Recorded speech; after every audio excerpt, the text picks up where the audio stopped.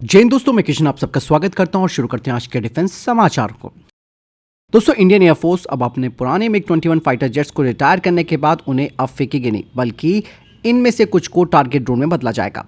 और ये ड्रोन आने वाले समय में DRDO के द्वारा बनाई जा रही जो नई पीढ़ी की मिसाइलें हैं उनकी टेस्टिंग के काम आएंगे। भारतीय वायुसेना के पास करीबन 40 से 50 MiG-21 बाइसन बचे हैं। इवन यहाँ पर सवाल भी आ रहा था कि क्या इन्हें ड्रोन में बदला जा सकता है, लेकिन यहाँ पर मैं आपको बता दूं कि दोस्तों ऐसा करेंगे तो ये काफी महंगा और मुश्किल भी होगा। ऐसे में इन्हें टारगेट ड्रोन बनाने में खर्चा कम आएगा और मिसाइल टेस्ट के लिए असली फाइटर जेट जैसा टारगेट मिलेगा, क्योंकि MiG-21 दोस्तों मैक 2 की स्पीड से उड़ सकता है और ऐसे टारगेट से नई मिसाइलों की असली ताकत की जांच की जा सकेगी। किन मिसाइलों की टेस्टिंग होगी वो भी मैं आपको बता देता हूँ। ऐसे में आकाश NG, QR-SAM और XR-SAM की टेस्टिंग की जाएगी। यहाँ पर दोस्तों MiG-21 को एक टारगेट ड्रोन में बदलने का खर्च केवल 5 से 10 करोड़ रुपए है। अगर UCAV में बदला जाता है यानी कि ड्रोन में बदला जाता है तो ये खर्चा 50 से 100 करोड़ के बीच आएगा। इवन दोस्तों ये जो कन्वर्जन है वो HAL की नासिक फैसिलिटी में किया जाएगा। बाकायदा BEL इसमें रडार और टेलीमेट्री सिस्टम भी लगाएगी।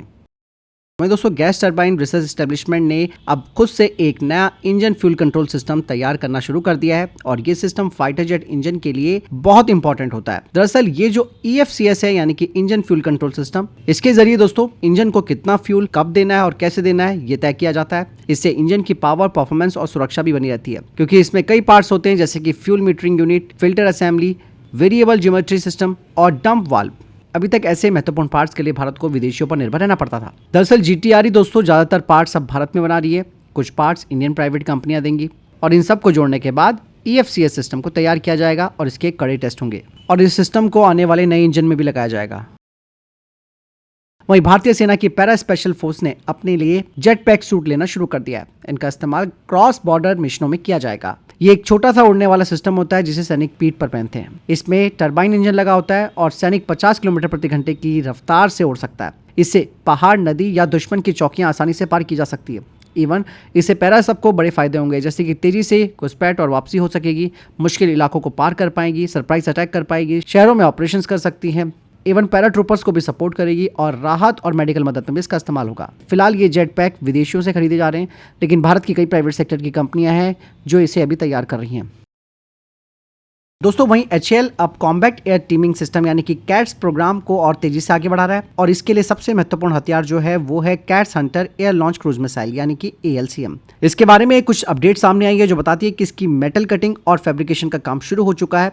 कैरेज ट्रायल 2026 से होंगे, डेवलपमेंटल ट्रायल्स 2027 से होंगे और प्रोडक्शन 2030 से होगा। इसमें upgraded HAL PTAE 7 turbojet plus FADEC लगा है। रेंज 200 से 300 किलोमीटर है। 250 किलोग्राम का ये वॉरहेड ले जा सकती है। डिजाइन की बात की जाए तो इसका डिजाइन स्टेल्थ है, लो एल्टीट्यूड में फ्लाइट कर सकती है और इवन रिकवरेबल सिस्टम भी होगा, यानी कि पैराशूट से इसे वापस लाया जा सकता है। बता दें कि इसके तैयार होने के बाद इसे Su-30 MKI और मिराज 2000 और इवन जागवार में लगाया जाएगा और बाद में कैट्स वॉरियर UCAV में लगाया जाएगा। कैट्स हंटर भारत की अगली पीढ़ी की स्मार्ट क्रूज मिसाइल होगी जो AI और SWARM टेक्नोलॉजी से लैस होगी।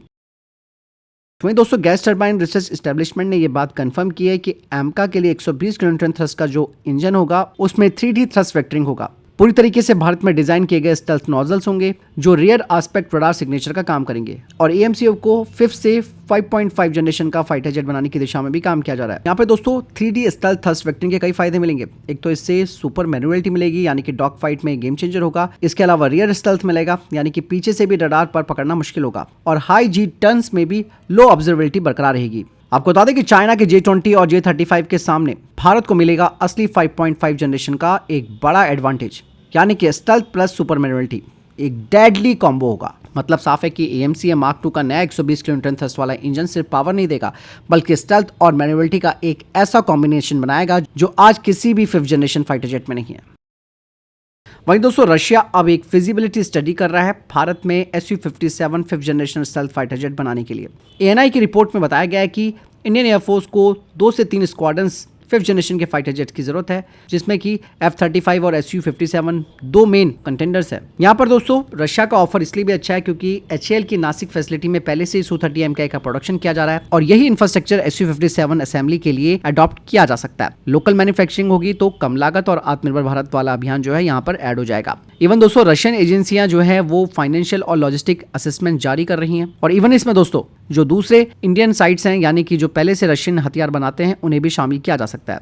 अगर Su-57 दोस्तों भारत में बनने लगेगा तो इंडियन एयरफोर्स को स्टेल्थ कैपेबिलिटी गैप फिलर मिल जाएगा AMCA के आने तक। इवन बड़ी कॉस्ट सेविंग और लोकल जॉब्स भी यहाँ पर होंगी। यानी कि दोस्तों अगर ये डील हो जाती है तो भारत सीधे 5th जनरेशन क्लब में Su-57 लोकल प्रोडक्शन के साथ एंट्री कर सकता है। फिलहाल आपको क्या लगता है कमेंट सेक्शन में लिखकर जरूर बताइएगा।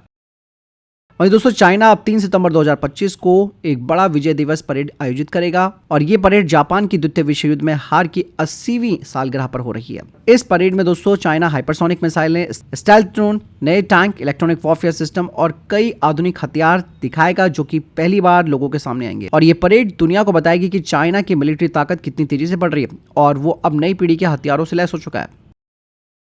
वहीं दोस्तों एक और अपडेट चाइना को लेकर आ रही है। चाइना की नौसेना के पास अब 234 युद्धपोत हो चुके हैं, जबकि अमेरिका के पास केवल 219 जहाज ही बचे हैं।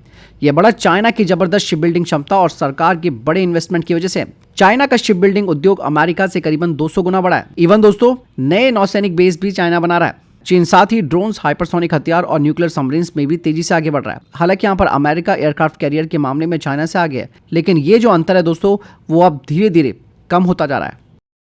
वहीं दोस्तों भारतीय सेना का एक दल अमेरिका के फोर्ट वेनराइट अलास्का पहुंचा है और यहां 1 से 14 सितंबर तक 21वां युद्ध अभ्यास 2025 होगा। भारत से मद्रास रेजिमेंट की एक बटालियन और अमेरिका से 1st battalion, 5th infantry regiment, 11th airborne division इस एक्सरसाइज का हिस्सा है। इस अभ्यास में दोस्तों हेलीकॉप्टर से उतरने वाले ऑपरेशंस यानी कि heliborne operations, mountain warfare, drone anti drone strategy, artillery, aviation और इलेक्ट्रॉनिक वॉरफेयर का इस्तेमाल, medical training, live fire drill और हाई एल्टीट्यूड कॉम्बैट किया जाएगा। वहीं दोस्तों BML के light armoured multipurpose vehicle 4x4 की कुछ जानकारी सामने आई है। इसका जो बेसिक कॉन्फ़िगरेशन है वो 4x4 और 4x2 में है। 450 हॉर्स पावर का इंजन है। इसका ट्रांसमिशन फुली ऑटोमेटिक है। सीटिंग कैपेसिटी 4 लोगों की है और ये 100 किलोमीटर प्रति घंटे की रफ्तार से चल सकता है। इसका वेट 13 टन का है। पेलोड क्षमता 1.5 टन की है। इसके बैलिस्टिक प्रोटेक्शन की बात की जाए तो वो स्टैंग लेवल 2 का है। ब्लास्ट प्रोटेक्शन है स्टैंग लेवल 02A एंड 02B। और ये व्हीकल दोस्तों इंडियन आर्मी और पैरामिलिट्री के लिए काउंटर इंसर्जेंसी, पेट्रोलिंग और हाई थ्रेट ऑपरेशंस में इस्तेमाल होने वाला है। यह हल्का, तेज और सुरक्षित है। वहीं भारत ने सेमीकंडक्टर टेक्नोलॉजी में एक बड़ी उपलब्धि हासिल की है। ऐसे में इसरो की सेमीकंडक्टर लेबोरेटरी ने पहला पूरी तरह से स्वदेशी 32-बिट माइक्रो प्रोसेसर विक्रम बना लिया है। ये चिप खासकर स्पेस लॉन्च व्हीकल्स के लिए बनाया गया है। ये कठिन माहौल जैसे कि अंतरिक्ष का दबाव और तापमान सहन कर सकता है। अब भारत को ऐसे चिप्स के लिए विदेशों पर निर्भर रहने की जरूरत नहीं है। भारत में अभी 5 बड़े सेमीकंडक्टर यूनिट्स बन रहे हैं। सरकार ने अब तक 10 प्रोजेक्ट्स को मंजूरी दे दी है।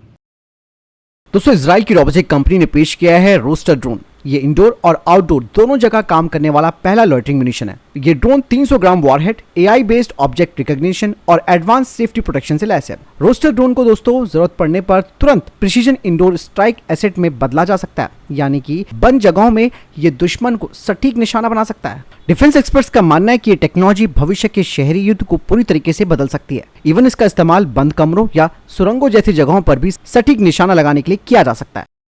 तो फिलहाल इतने के टॉप डिफेंस अपडेट। वीडियो के सामने कोई प्रश्न जवाब या आपका कोई सवाल है कमेंट सेक्शन में लिखकर जरूर पूछ सकते हैं। वीडियो को लाइक और शेयर कीजिएगा। ख्याल रखिएगा अपना। जय हिंद, वंदे मातरम।